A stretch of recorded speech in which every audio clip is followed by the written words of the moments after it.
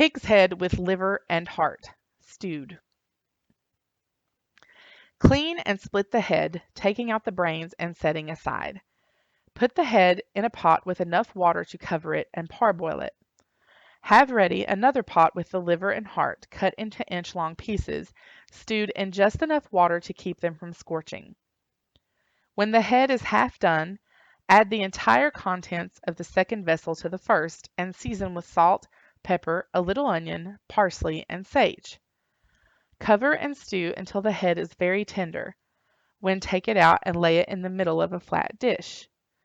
With a perforated skimmer, remove the liver and heart and spread about the head, surrounding but not covering it.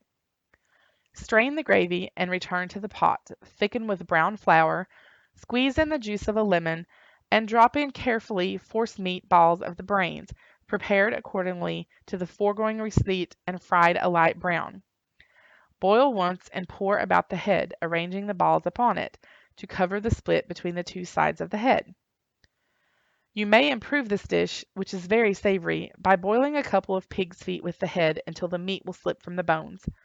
Take them from the liquor, cut off and chop the meat, and put into the large pot when you add the liver, etc.